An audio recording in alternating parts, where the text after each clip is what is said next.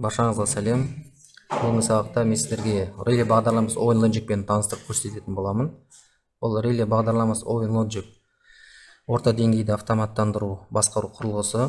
Бұл Relay бағдарламасымен әртүрлі электр құрылғыларды басқару болады. Соның ішінде электр қозғалтқыштарды, жылыту құрылғыларын және де әртүрлі электр шамдарын басқару болады. Және де бұл Relay бағдарламасына әртүрлі датчиктерді қосуға болады.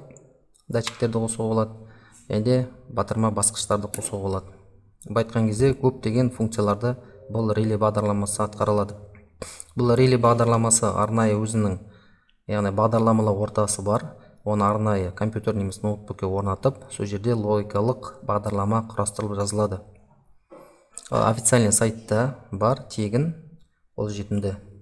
Енді менде бұл жерде батырма басқыштарды қосып қойдым. Қазір бұл жерде менде дискретті кіріс және де менде жарық сигнал лампалар дейді, соған қосып қойдым. Менде электр қорегі 220 вольтке қосылып тұр.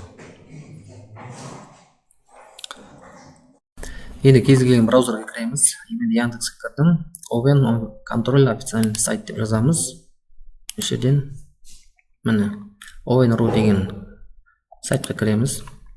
Бұл жерге кірген кезде мінекей документация по программа обеспечения тұр, соны басамыз. Басқан кезде біз жерде мына программа обеспечения устройство связи деген басамыз. Осы жерде біз әртүрлі программалар бар, бағдарламалар. Бізге яғни OpenLogic керек.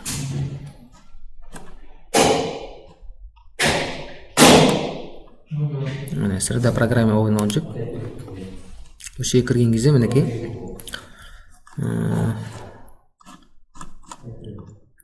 жазылып тұр. Міне среда программа OpenLogic. Осыны жүктесек болады. Мінекей.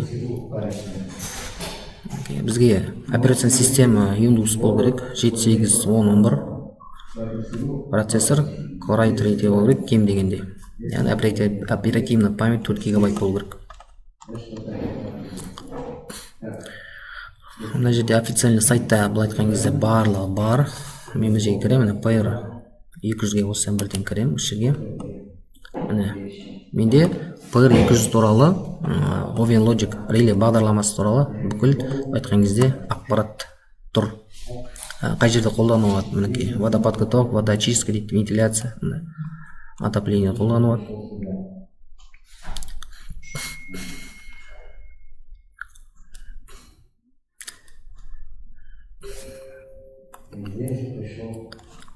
Мына жерде характеристикасы бар. Мінекей бізге бірінші среда программе OpenLogicті жүктейміз. Одан кейін бар, бізге міндетті түрде драйвер USB Player 200-ді жүктейміз.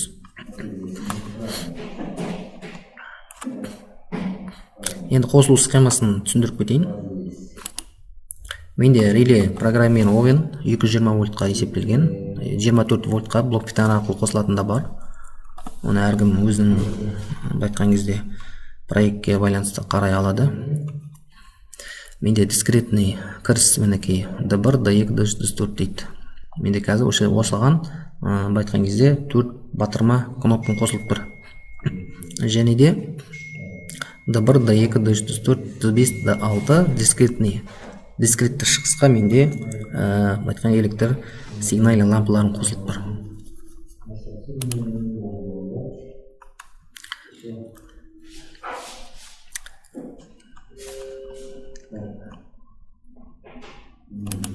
Біздің Relay болса, Relay программирование, Relay бағдарламасының айтқан кезде шығыстары мінекей. Біздер ортасына электр кернеуін береміз, 220 вольт. Менде 220 вольт болғаннан кейін 220 вольтты осыған қосамын.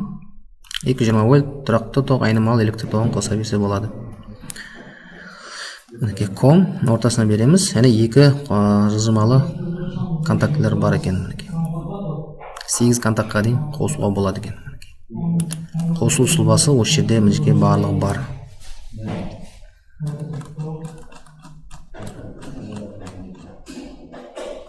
Программасын жүктейміз. Және де біздер драйверді жүктейміз.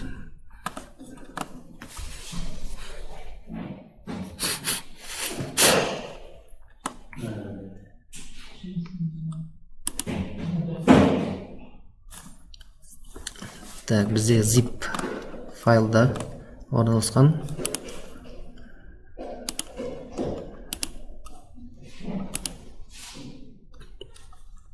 Zip файл.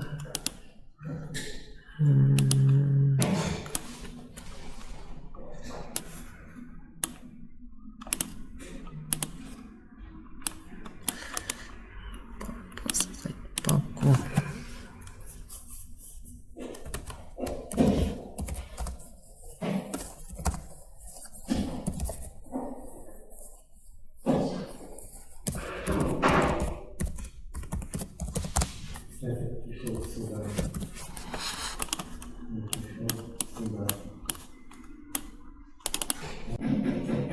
Енді осы жерден экстракт, осы жерден шығарамыз файлды.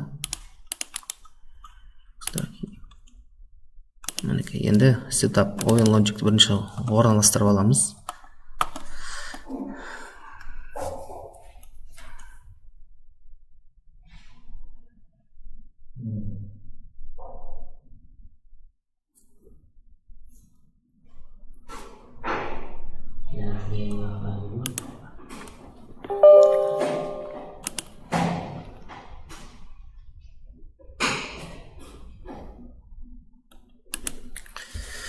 Соглашение береміз, келісеміз.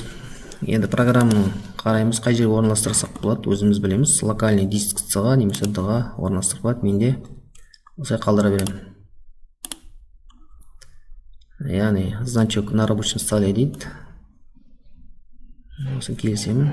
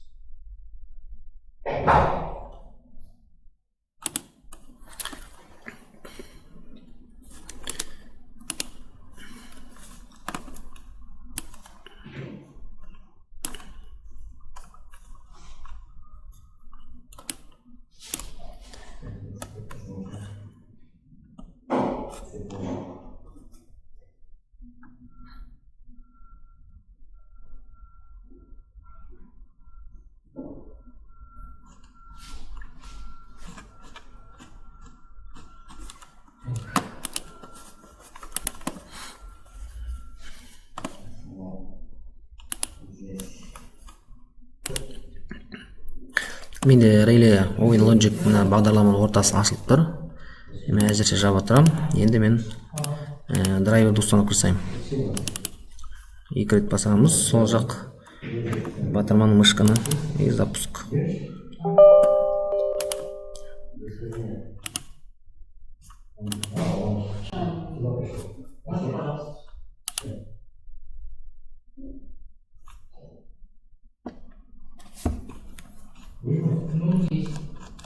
Енді драйвер установка айтқан жасалды.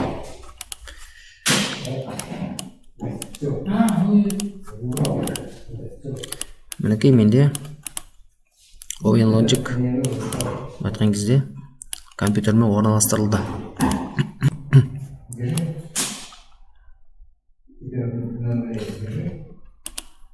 Енді программа жазу үшін